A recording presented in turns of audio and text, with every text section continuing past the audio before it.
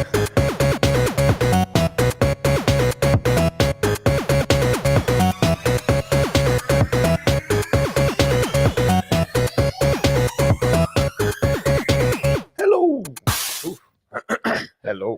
Hello. Hello. Hello. Welcome to Datatopics Unplugged. Hi. I'm with Bart. Yes. Happy to Um, be here. yes. So what is Datatopics Unplugged? It's a white, cozy corner of the web, where we talk about what happened in data in the world. So really anything goes from AI, because what not, right? I feel like some still kind of hot topic. From slightly, right? From blue skies, anything really goes. So we're on YouTube. We hope we're on YouTube. Yes, we are on YouTube. We're also on LinkedIn, maybe. We're trying. It's the first time we're trying to stream there. Yes. So bear with us if it doesn't work. The show can't stop. If it doesn't work, it will work next time. It will work next time, If anything, we are agile. We iterate. And also, we are on Twitter or X. Or again, Hopefully. We're not checking, but it should be the case. Yeah. But X. Imagine Twitter doesn't exist anymore. X, yeah. But it's twitter.com though. It's weird, right? We don't talk about it. Oh, okay, yes. So the one that shall not be named. Ah, yes, we are. Check it out. Oh, nice. Yeah, we're here. Cool. All right. So yeah. Hello everyone. So today I'm your host. My name is Murillo, as the aforementioned Bart. And today at your service. And today is just us. So today is the January 16th of 2024. Normally we record on Fridays, but today's Tuesday, and I must admit it's my fault. And the reason for that is I'll be off. I'll be taking holidays on Thursday and Friday. Nice. Yes. Any plans? Yes, I'm gonna go to Spain. Spain. It's Gran Canaria, so it's one of the islands. Oh, nice. Near Africa. Yeah, I have a friend that lives there. I was actually there late 2023. Okay. For PyCon. So just PyCon was there. Yeah, but it was a different island, right? So now it's just what kind of temperature is there? Right now, I think is like 20s. Okay, nice. Yeah, nice. So it's definitely warmer than here. And you're only going for the weekend? Yes, I'll be back on Sunday. So Thursday, Friday, Saturday, Sunday. It's actually kind of a long flight. But, and Gran Canaria, don't you need to be 60 plus? I don't know. It's my friend's 30th birthday, so okay. So I think maybe he was like, yeah, now it's okay. They live there? Yes, but this friend of mine, he's very how can I say it? He's like not crazy, but he's like he's from Barcelona, and then he came here to Belgium I studied with him in the masters. Then he went to Indonesia for a while, and now he's in Gran Canaria. He said he's probably not going to stay there long term, but he already bought an apartment because it's nice. Nice to be able to say I live on an island. Yeah, exactly. And he likes to surf too. Okay. So it's a very nice spot. Gran Canaria, is it Spanish? It's Spanish territory officially, but okay. Cool. Something to look forward to. Indeed. So when I come back, hopefully it'll be more tan. This snowy weather. It's not doesn't suit my Brazilian. What about you? What have you been up to this past couple of days? Because we met on Friday, right? So. Good question. Nothing much. Nothing really. Nothing worth mentioning. Nothing worth mentioning. No. Okay. No. Okay. And you wanna see? I know last time I got some heat for my sock choices, so today I came prepared. Oh, nice. Yes. Okay, cool. You see? You have one of those too, Bart? I have them. So you're showing the latest branded ones, but mine have UFOs on them. Oh, cool. Okay. Huh. Nice. So, what do we have for today? So maybe I can get started, and for the people as well on the live stream, we'll try to share a bit more what we're up to, what we're looking at. This is a bit of a personal rant. I'm curious what this will be. Yeah. So, as you may or may not know, we live streamed this podcast. We actually use the iPhone paired with the Mac. Right, so it's very nice. So if you have a nice iPhone, you can just reuse the camera there as a webcam, and for things like this, it's actually really nice. And also, it's not like it's better than the camera that is in the MacBook itself. right? So if you want to have a nice camera, but you don't want to go for a full setup, you can use your phone. Really nice. Okay. And I was trying this out with my iPhone and my MacBook, and it was not like it worked on FaceTime. It worked on like the camera thing, like whatever thing that was system was working. But whenever I went to the Chrome, so Yeah. Google Meet, Restream, whatever, it would not work. Okay. And I was like, why the hell is it not working? And I was trying different things. And then again, I'll check, Google documentation, nothing. And then I came across this blog. And it's not really, well, it's a very short post. It's just saying like iOS continuity. The name of this is continuity camera, right? So to use your iPhone as a webcam is called continuity camera. And it just says iOS continuity camera not working in Chrome. And it turns out that this is not a bug. It's actually a feature, I guess, a security feature. And apparently, this is not documented, but there's a Reddit post where a user goes through it.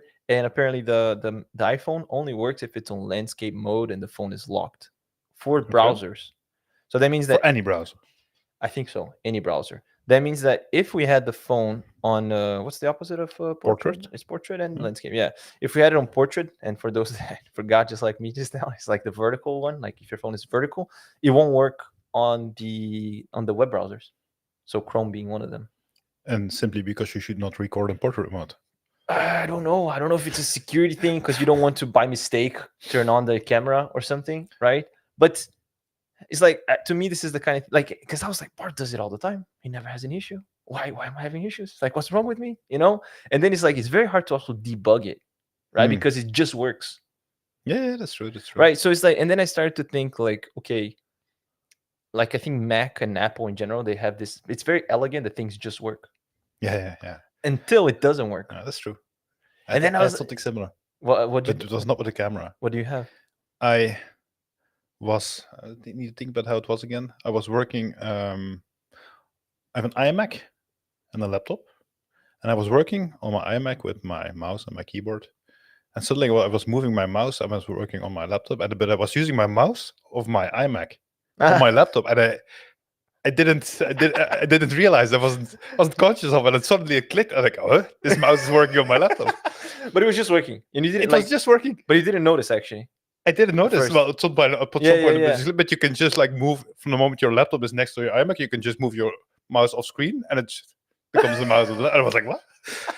And I just figured it out because it's so seamless. Yeah. And then at some point it didn't work anymore. I wanted to show someone. It didn't work anymore. Yeah. And I couldn't figure out why it was not working. Exactly. And then I had to reset the stuff and update something. And yeah, and that's the thing. I updated the software on my phone and then the MacBook, and then it still wasn't working. I Googled stuff and it wasn't working. And I think it's kind of like the magic of Apple. Like things are just so seamless that everything just works. Yeah. But then at the same time, it's like they don't have a lot of moments that you can check, like to kind of debug and kind of go forward. Yeah, you know? yeah, okay. So and then I was wondering, like, is this something for this particular continuity camera? Do you think this is just over-engineered? Do you think this is it just magic, or like is it a good goal to have something so seamless, but then you put some small constraints here and there, and then users are going to be like, well, why is this not working? Well, in your specific case, I think it's a bit unintuitive to say doesn't work in portrait mode, right? Yeah, I thought so, at least. Maybe Apple is very opinionated on that you should record stuff in landscape mode, which I think is common sense, right? But yeah, but still, you know, no, but it's like if you want to, but it's like it's not even. But I actually thought you were, because we're showing the article you're referencing on the screen. It's actually the first time we're doing this, right? Yes. But the title is on using the continuity camera not working in Chrome. I thought this was gonna be about Chrome, but it's not, right? No. This is always. This is always as case, far as I understand here, right? Okay. Okay, interesting. Yeah, and good to know. Yeah, and then there's also some other features, like I think there was something called like stage something that apparently you need to use your phone and it's supposed to just connect, but I cannot get it to work either. So then I started to also think of these kind of problems that it should just work and it should be intuitive, but then if it's not intuitive to you, then you're kind of screwed. Yeah, that's true. You know, and even with the iPhone, how often do you have this? That something is not intuitive to you? Next question. And the other thing too is like, I mean, the continuity camera, you just need it to be in landscape mode to start, Mhm. and then after that you can go Okay, portrait. it's just to start. It's just to start. That's Yeah, the but you thing. need to notice, huh? Exactly. Yeah, that's true. You know, but yeah, and I feel like Okay. I don't know. It was a bit of a small rant there, but When we talk about Chrome, maybe you could segue. mhm. I think we've touched upon this once or twice, but I'm still not satisfied with the answer you gave me so far. You, as a major Rust fan, why are you using Chrome and not Firefox? I mean, more than a Rust fan, I'm pragmatic. You know, But Firefox is very good. yeah, Firefox is very good. So maybe I think it's an interesting one, browser choice, and especially for all the Rust lovers here, you need to support a bit the community. So there's actually, and it was, I don't know, it's maybe an article a month or so ago, that Firefox has an issue in that their usage is dropping over time. Ah, And they are, and I don't know the exact percentages, but the number I have in mind is 2%. So there is a guideline from the US government that says that all government applications will support browsers that have a usage of more than 2%. I think it's 2%, not 100% sure. And Firefox is currently at a danger of dipping below that percentage, which would mean that the US government applications no longer need to support it. But apparently, like these guidelines that the US government give are also being taken up by a lot of other big companies. yeah, it's like a standard, right? Like It's a bit of a standard, or an unofficial standard, but Yeah. But it's a US government, a big entity, yeah, and it puts a bit the future of Firefox. it'd be like the straw that broke the camel's back kind And of it thing. would be, and I think it's really a pity. Yeah. Which browser do you use, Bart? Firefox. You use Firefox. Yeah. Oh, look at that. Nice. Yeah, indeed. So yeah, I will bring this up every now and then until you use Firefox. Okay. Do you see? Okay, but maybe a question, valid question, because I think the main reason for going for Chrome is that everything works on Chrome. That and that you want to give all your data away to Google. Yeah, So those are the two reasons. Yeah. I just want good recommendations, you know. I just because I go missing, I want someone to know where I am. So keeping Google. But do you feel any? Is there something that doesn't work on Firefox? There's one thing. Okay. But it's a very niche thing. So I in my Gmail, so we use the Google Workspace. So in my Gmail, I have in Chrome, I use a plugin to do multi-forwarding. So I can select a number of emails and I do per email, like in bulk, per email, I do the forwarding. Oh, okay. And it's like a small plugin. Uh-huh. And it doesn't exist in Firefox. Like this is my only, like this is like literally the only thing why I sometimes switch back to Chrome. So you still have Chrome and you have Firefox on your Mac. Yeah, exactly. Okay. Oh, and there's actually another one, but I don't use it a lot. Adobe Podcast. So it's a very lightweight audio studio from Adobe. They only support Chrome. Ah, okay. There's another reason. So two reasons. Two reasons. Okay. Yeah, why I can't uninstall it. And the reason why did you move from Chrome to Firefox? I think it was mainly curiosity, if I'm very honest. Like there was a very big rebuild of Firefox, and to see a little bit like, well, how does Firefox feel now? So I, at some point, I think maybe 5-ish years ago, I switched to Chrome. Okay. Maybe even longer ago, 6 years ago, and at that point, I really had the feeling, oh wow, this is snappy. This is this works very very lightweight, like everything works. And now I had the same feeling with Firefox.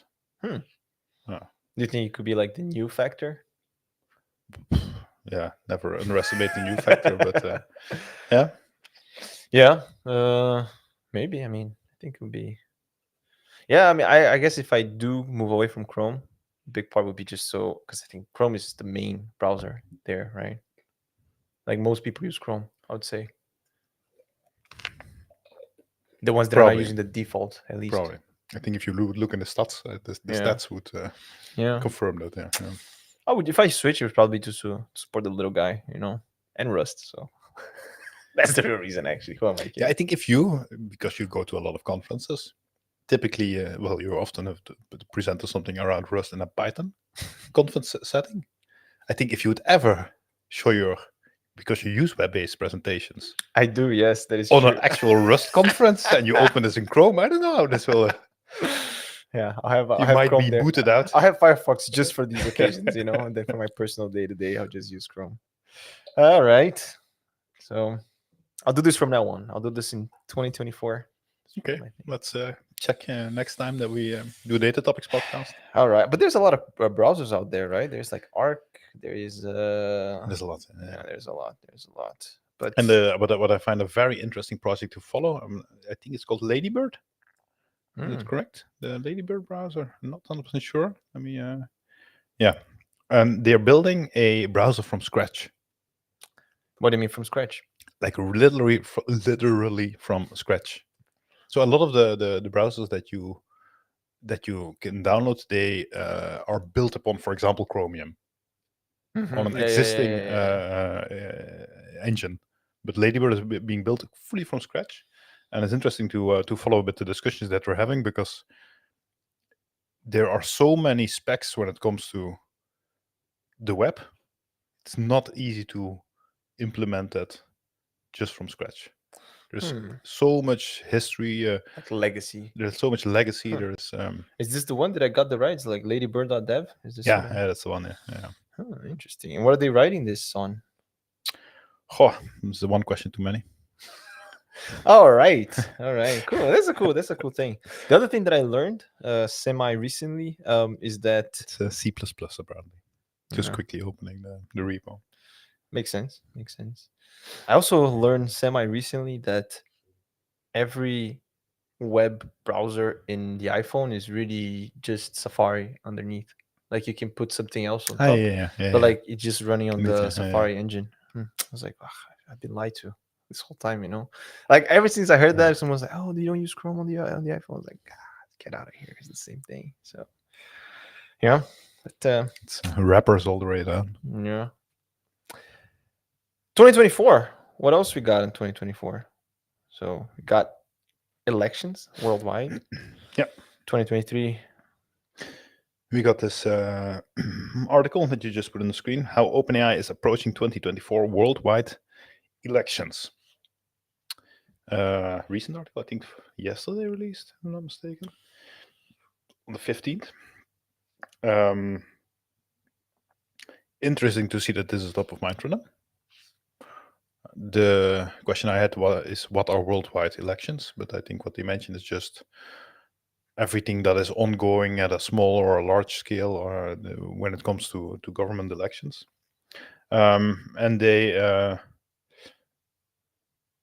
do a bit. They present a bit their approach to making sure that they are a good player, basically, in this. And what is a good player?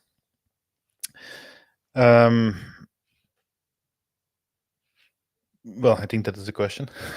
I think that is debatable. I think at the very least that there is no conscious bias being created by them. So they do a number of different things. They, for example, have a red teaming approach where they basically simulate adversarial usages of open AI tooling. Think about ChatGPT, also think about images, and to see like these adversarial usages, if they can come up with a way to counteract this or prohibit it or to catch it and to stop it. So that is one thing. They're also looking at to see whether they can improve security measures, when or not they need to respond to something, what kind of protocols need to put into place. They also mentioned something about authenticity. For example, images, they're working on digital watermarking, these type of things. But it is, of course, when you just think about like using an LLM, if we look at more the texting, it has become extremely easy to generate fake news. Yeah. Right? And I think that is a bit what this response is about. What are you going to do about this? And there are a lot of different approaches to it. And I think you can already see this to some extent. When I say to ChatGPT, make a news, or maybe we can actually try it, or maybe you can. Do you have? See, you're doing the share screen. Anyway, I will just tell it. Yes, just We tell need to us. get Just a tell bit us, yeah. agile on the Maybe next screen time. sharing. But when I would say to ChatGPT, and this is a question that pops up in my mind now: would this work with all versions, or is this version specific? But when I would ask ChatGPT, make a news article about Murilo, make sure to mention the fraud that he committed back in Brazil. Even though you didn't, right? Yeah, I see what And you're to saying. paint you a bit in a bad light. And I'm going to do it in a lot of different tones of voice. I'm going to spread it on a lot of different channels.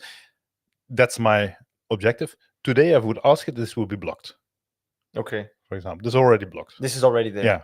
Yeah. But there are a lot of different type of ways to go about this, right? And Yeah. that is Also thinking of I'm drawing from memory a bit, but like there was a big thing with the U.S. elections that there was like bots, Russian bots, apparently that they were trying to influence the elections, and I think with generative AI, it's very easy to create fake profile because actually, like sometimes they would notice that the English wasn't perfect in this and that, but like with LLMs, it's very easy to say, okay, give me 5 different ways of saying these things, and then you can create 5 different profiles and just kind of you can even automate it a lot of the times. Yeah, and especially I think what you can automate these days very easily, and I think that's also where the danger comes from, is the interaction.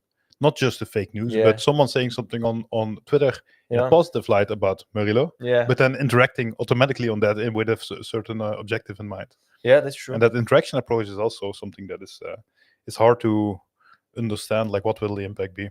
Maybe a question like they mentioned the elections. But this is not election specific. I guess it's just because election is a critical moment in time. I guess so. Yeah, where this is extra important.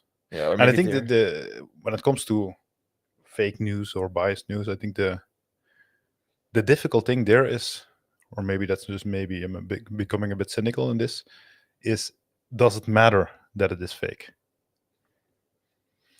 Like if I'm, and maybe this is more, especially when you follow the global news, maybe this is more expressed in more expression in society in something like the United States, where you have very, very much a democratic Republican movement. Like one party says something, everybody from that party believes it is real. Yeah.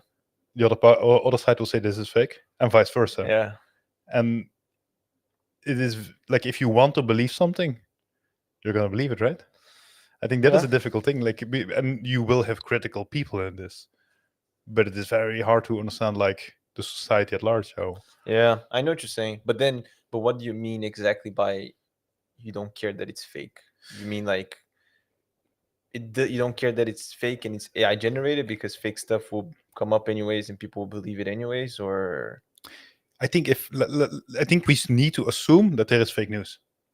Yes.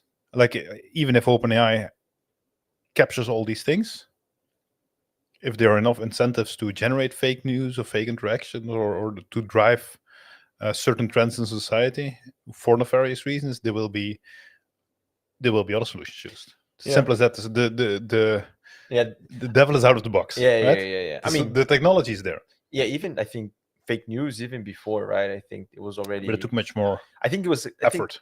Indeed, I think LLMs, Gen AI is a catalyst for these things. Yeah. So now it's like before it was there, but it took effort. It took like very motivated people, and now it's so accessible. Yeah. It's such a powerful tool, and it's available to everyone. That's indeed. Yeah. And I think I remember reading that schools, I want to say Italy, but I'm not sure, that they were actually teaching kids about fake news already, like how which to is very identify. good. I think that's what you need to do indeed. Indeed, but I think it's also, when I was in school, right? Maybe that was already fake news, but I think for professors or teachers, it was much harder to teach that as well, because it's like you're teaching a new generation that, like, I mean, even now, it's like there's ChatGPT, there's all these things, and now we're trying to teach skills to the next generation that maybe they won't, like, we didn't have these tools, we didn't have to learn these things, and maybe the skills that we are teaching are becoming a bit more obsolete, so it's like, how do you navigate this generation thing, but that it's important, it should be picked up, right? So I think it's tricky, but I agree with you that we should never forget. And then maybe this is I don't really have a clear stance on this, to be honest. So OpenAI has always taken a bit the OpenAI gets a lot of flag because they're not very open, right? They didn't release a lot, and a lot of them is behind an API. But because they do it like this, they also can control this very much, how it is being used. True. And when you read these type of statements, also the things that they're doing, there is, at the very least, superficially, it looks like there is a goodwill to make sure that this is the right impact on society. And the argument for open sourcing stuff is at least society at large knows what this can do. So you can also prepare for the negative effects of this when it comes, for example, to fake news. But at the same time, you're also giving everybody the tools to do this. Yeah, indeed. So it's a very, It's a bit. It's like almost like you're arming everyone, yeah, so you know that everyone's safe. And the other way is like, no, Yeah, let's exactly. just Yeah, keep yeah, a few. Yeah. And there are arguments to make on both, like pro arguments to make on both sides. I think it's difficult. No, I think so too. But I think in the end, like today, we already live in a moment that it's not one or the other; it's a mix, right? There's true. some that are not open source, some that are open source, and I'm just wondering how it's all going to play out. But I do think it's an interesting initiative, and I agree with yours, your take that fake news is there. Gen AI as a catalyst. Yeah, we can try to censor it a bit, but it's there. It's We there. shouldn't, would you say that's a hot take, Bart? I've been known for hotter takes than this. Sizzling takes.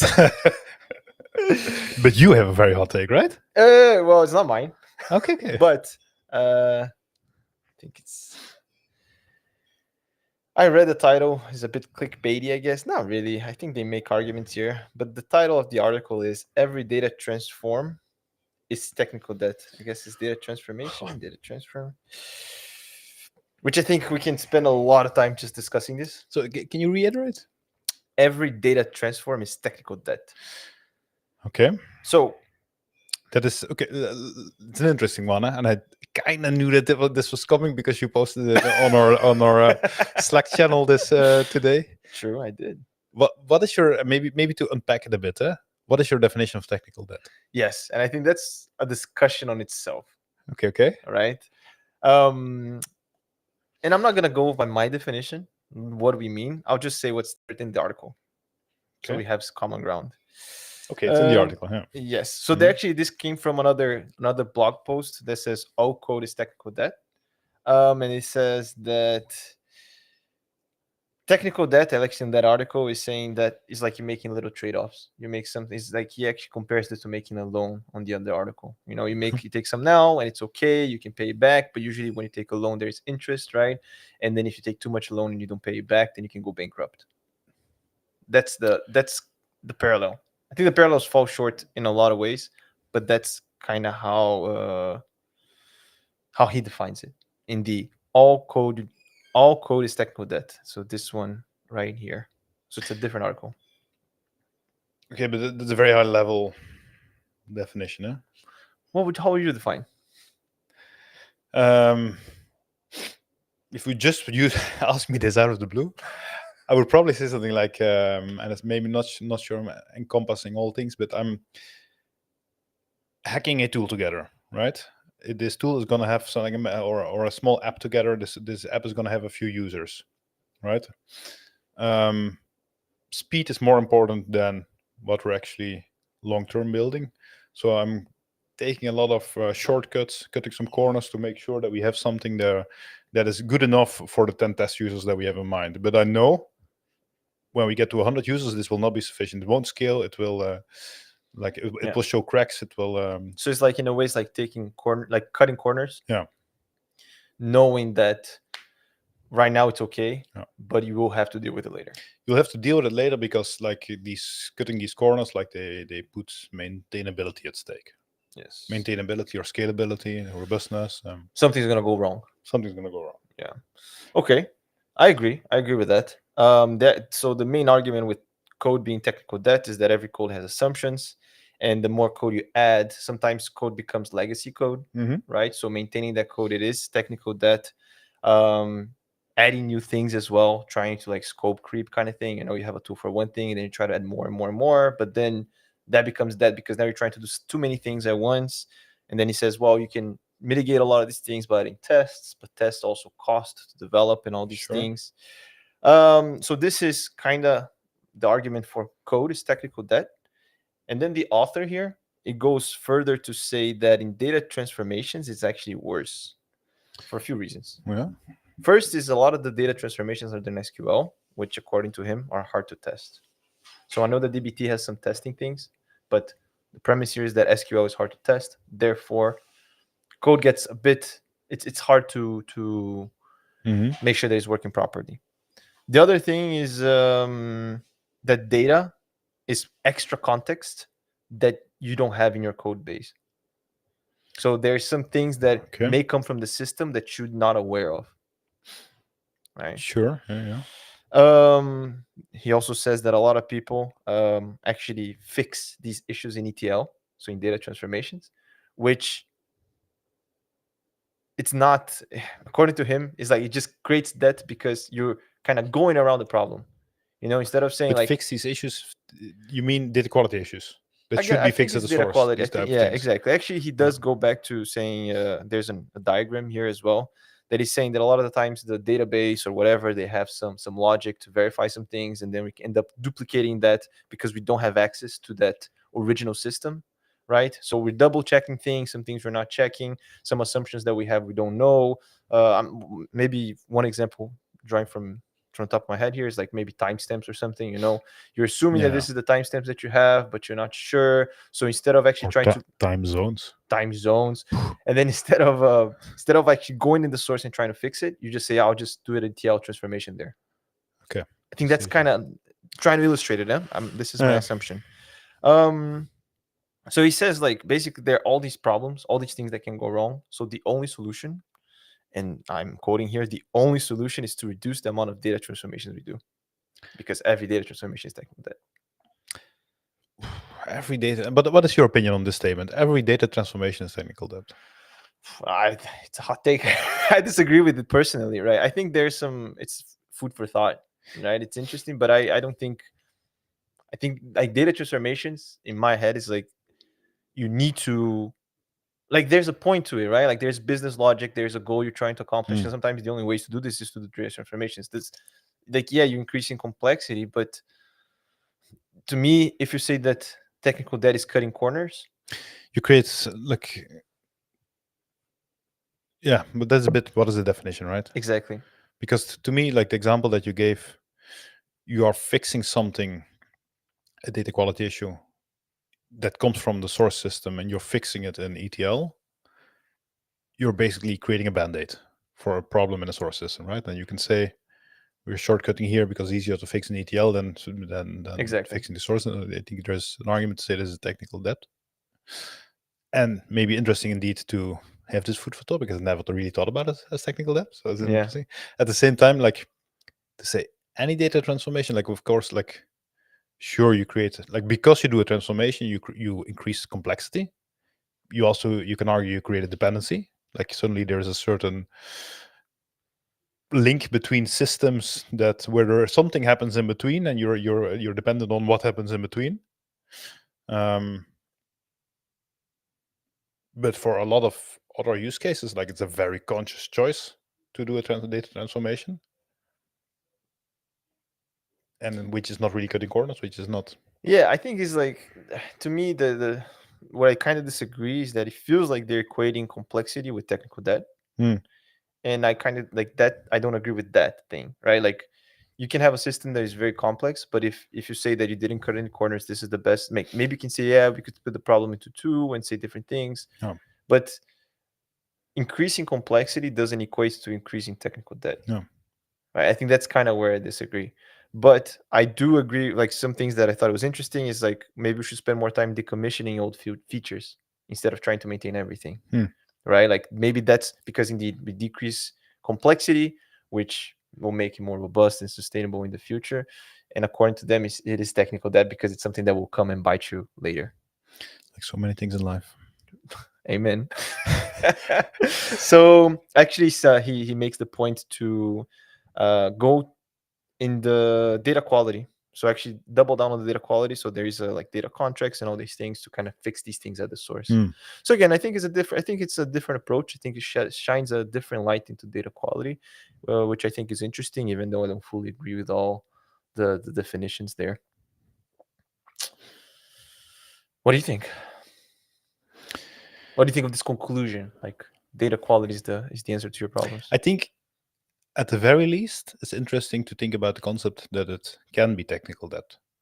And I don't think from the moment we create a band-aid by saying, oh, this timestamp is in a string field in a database, I'm quickly going to make it an actual timestamp in the ETL. I think very little people are conscious that you're very actively creating technical debt there. Yeah. I think it's a bit of an overstatement to say everything is. Yeah. Because then, like maybe if that is the case, then maybe we shouldn't write any code. Actually, like that's on the other article. I think they say something like this: "Is like, yeah, if you just the only way to not do it, you just shouldn't do any code." Yeah, I see what you're saying. I think it's also interesting the scope. Like a lot of times, it's like, oh yeah, if you add more features, it's better. And I think by thinking like this, you're like, no, actually, adding more features is not better. And I think that's also an interesting takeaway. You know, so. All right. So I think today we have a episode. Maybe if which topics did you want to discuss? We have Bluesky left. You want to see the blue sky? Maybe very shortly. I'm Yes. kind of excited about it. Okay. So Bluesky, do you know what Bluesky is? It's like this. It's like a social media kind of thing, or. This is awkward. Sorry, I should just say no. Put you in an awkward position there. So it's an alternative to Twitter, so like that. Okay. Like Threads. It wasn't that bad. I said social media thing. It was a very blanket statement, but yeah, that's true. I played it safe. That's true. It made me feel like I was completely off. I personally, I have an account. I follow a few people, but I don't actively use it. Mm-hmm. I have the feeling it's growing. Let's see. And they released, and I think it's quite cool. They released RSS feeds today or yesterday. So, if someone doesn't know what an RSS feed is and why you're excited, it's because RSS feeds tie the internet together. Oh, wow. That's another hot take. Oh no. I should probably know what the abbreviation stands for, right? You should. Oh yeah, okay. I think the abbreviation stands for really simple syndication. And it's an XML format that basically typically allows you to if you follow the XML, you subscribe to the RSS feed, then you get pop-ups to new events published in this RSS feeds. So what does typically have RSS feeds? Someone's blog. So if you subscribe to the RSS feed of Marilo, you actually have a blog, right? I'm gonna no comment. Once on a blue moon. But if you subscribe to the RSS feed and maybe in a few months you write a new article, years, people get an event in this RSS feed. So there's a new blog post. Maybe a better example. The Datatopics podcast has an RSS feed. You can subscribe to it. You can new episodes get published to it, and so how can you do this? You can actually use a tool to subscribe to these things, but you also see across the World Wide Web a lot of automation due to these things. So you have a personal blog, maybe because of this RSS feed, it automatically gets published to other things, triggers other things, etc., etc. And now Bluesky has RSS feeds for users. Cool. So if you're very active on Bluesky, you now have your own RSS feed as a user, where I can basically subscribe to everything that you're saying. Okay. Which I think is very cool. Oh, nice. So then, do you still follow people in the Bluesky kind of thing? Yeah. But I don't. Yeah, like I said, I don't use Bluesky actively. But then it's like it's very similar. Yeah? So it's like you would so you would follow people, and then some of them you can actually subscribe to their RSS feed, and then for those people you get a notification. You don't have to go in the app. Me, the RSS feed is not really core to what they do. They're really like a Twitter clone. Basically. Yeah. But this really comes on top. So if you're already using an RSS reader to subscribe to some blog I sites, see. to podcasts, So you it's can also do this. so it's more like if you want to plug in RSS feeds from Blue Sky to something else. Like that's the big enabler. Yeah, so for readers, like they can easily add you to the reading list. But also, if you were the author, you can now use that RSS feed, for example, with Zapier or something, to trigger a lot of other things. So I'm gonna post something to Blue Sky with a tool like Zapier. I want to also take this content, automatically post it to Shitter, to Threads, to whatever, right? Like these type of automations are now possible. Cool. And it's the RSS format is extremely universal, and that Yeah. makes it's very easy to integrate and stuff, because services also often offer this via their own API, but their own API is always very custom. Yeah. So that's why RSS feeds are very nice. But maybe so. This is my personal curiosity here. Yeah. So the RSS feeds, like if you subscribe and there's a new event, do you just get a notification for that event, or I just I keep requesting? Because I used RSS more in the I make a GET request, I got the RSS, the HTML, the XML basically, and then I will parse that, and then from that I can get the information I want, like meetup groups. So meetup has an RSS actually, Exactly. right? Yeah. But then the way it works is that systems like the actual program, it would just keep pinging the RSS feed periodically, and then you will always parse that, or is You does ask me it? very in-depth questions here. Yeah, I'm just So how I think this works, and I'm relatively sure that so if you look at the RSS feed of something, yes, it has a lot of metadata about what RSS feeds, and it also has an array of events. yes, And each event has a GUID, a globally unique identifier, yes.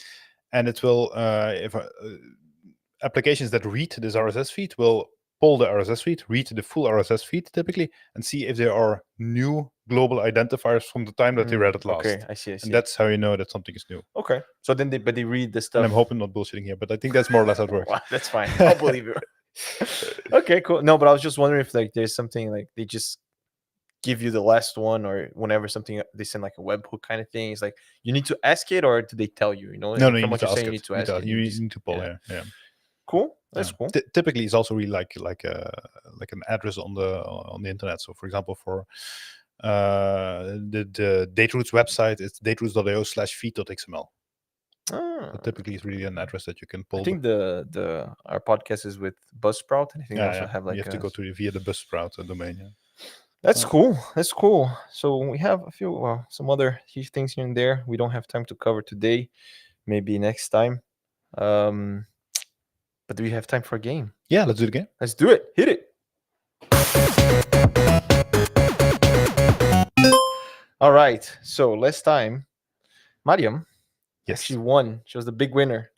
So Mariam was one of our previous guests, right? Yes. So now Yeah. the previous one, the one before that, back in 2023. Remember 2023? Whew, so long ago. Ooh. Yes. So she won. So I kindly asked her, would you like to come up with 3 more quotes? And I was like, she's like, yes, for sure. This time she did not tell me the answer. So she sent me an email with it. I haven't opened it yet. I promise. Okay. So I'll play the game with you today. Yeah. What is the game? So what is the game? Good question. So basically there are 3 quotes. One is AI generated, Gen AI generated. I guess it's a bit. That's what you need to do these yeah. days, huh? Need to have Yeah, something exactly. genial. Exactly. Basically one is fake, 2 are real, or sometimes we mix it up. 2 are Okay. real, 1 are fake. So, and it's our job to guess the real one. Okay, let's go for it. Let's do it. So the character for today is Samwise Gamgee. I don't know, from Lord of the Rings. So yeah, it's, okay. yeah. So I don't know if I don't remember how to say last name. No googling, Bart. No, I'm maybe need to put a character on there. You're gonna put the character on. Good idea, actually. But you have the screen shared, huh? Maybe you do it. All right. That's a good question. How you pronounce this in English? Gemki? Gemki? I don't know. I feel like Samwise. I mean, definitely watched it, right? But So you're gonna give us 3 quotes. exactly. 2 are fake. 2 are fake. 1 is real. We need to guess the real one. Yes, exactly. Okay. So I have it here, Lil Sam. Nice. Okay. Okay. All right, you ready? Are we both going to do it, or you know the answer there? I do not know the answer. Okay, it's so we're on both it's on going an to do it. email. We're Yes, both we're going to both do going to do it. Okay. We're there together. I need to trust you on this that you don't know the answer. No, yeah. Okay. I'm a trustworthy guy, Bart. Okay. Do you trust me? I'm not started. I'm But I should just say I'm yes. starting to find it suspicious that I never win this game. But okay, let's go. Let's do it. So first quote is, even the smallest person can change the course of the future, just like a pebble creates ripples in a pond. Deep. What do you think? One real, two fake, right? I think, yeah, one real, two fake. Could be. You think? Well, Maybe think out loud. Like it's Why a bit you too think much that? on the nose. Yeah, it's way too much, Bart. I think to me it's a clear fake. Why would he say as small as the smallest person? Like, He's a small guy. yeah, but like ChatGPT clearly saying that. Like, think of a character. They're hobbits, right? Why would he say like, oh, the smallest person? No, Because they're also bigger yeah, things but, in Lord of the Rings. Not? but I feel like it's too like, if you ask ChatGPT, they're gonna pick what? That they're small. It's very easy. That is true. You know what I'm saying? Yeah. Like what is a clear characteristic? It's Exactly. Yeah, Right? If ChatGPT say something as if you were a hobbit from Lord of the Rings, first thing they're gonna say is like either the weight of the ring or whatever, or they're gonna say hairy feet or something, and then just say small. So that's my thinking. That's my thinking. I mean, or I'm just trying to fake you, huh? So just, yeah, that's why I'm not still. I'm still out. You never know. I'm a master of disguise. Second one, the grandest tales await those who embark. For in the realm of accomplishment, it's the journey that casts the longest shadows.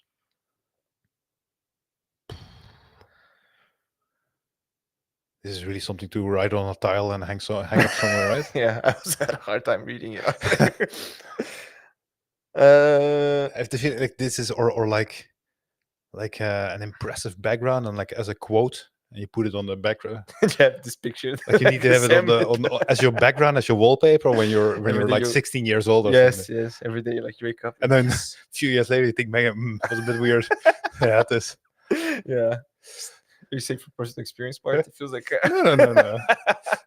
Okay. What's your take on this? I'm gonna listen to the third one. Okay, I'll already tell you that I don't. Sounds funny. Grandest tales to me is like grandest is like, I don't know. Yeah, but he was small, huh? Yeah, but that's again, it's the same thing. Yeah, Only they talk about he's small, and also it's like the journey shadows is because like it's a dark thing. Like the what's the name of the evil guy in Lord of the Rings? Sauron or whatever. In any case, last one is the job that's never started as takes longest to finish. Wait, tell me again. It's the job that's never started as takes longest to finish. I'm reading word by word, but I'm not sure I understand what he means. But I think that's the correct one. That takes longest to finish. No, it's literally it's the job that's never started as takes longest to finish. I think easily that takes longest to finish. Maybe. I think it's simple. It's to the point. There's a typo. So probably not GPT generated. So yeah, Mariam Probably copy Mariam. pasted. You're listening to the movie. This is the quote that Mariam had on her wallpaper when she was 16 years old. Yeah. Maybe we got her. I'm gonna go for this one. This is the real one. I think this is the real one too, but I'm wondering like if we should play safe and play the spread. No, I'm sure. You're sure? This time I'm gonna have it correct. I think so too because that's the one I would pick. But I want to play the spread because I really don't want Mariam to win twice in a row. I don't want to have to. You have a nice way of explaining it. I'm gonna guess it's the second one. Okay. Second one's the real one. Okay. And drum roll. Now I need to find that email. Where's I had it just here. Awkward. Yeah, I know, right? I did. You press delete. No. Okay. Archive. Okay. The correct answer is the third quote. Woohoo! There we go. But And only I guessed it.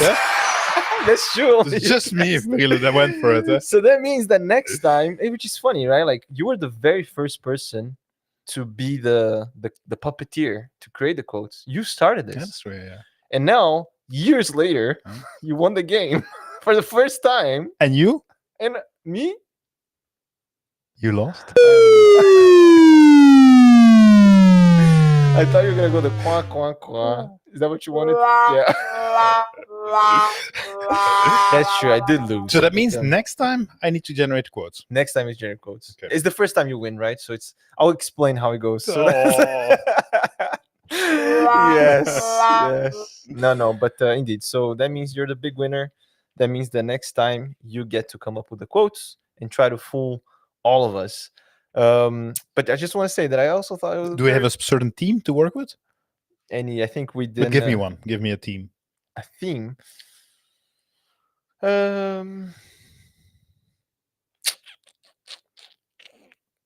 Rappers. No, I think you like rappers. Actually, did we do rappers? We did rappers, no? The first one, I think. The first one was rappers. Yeah. Yeah, maybe. No, but that then let's do something else. Let's think of fictional characters. Anything.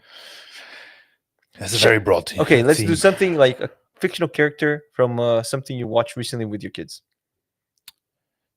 With my kids, Peppa Pig. There we go. That's it. I think that's hard to.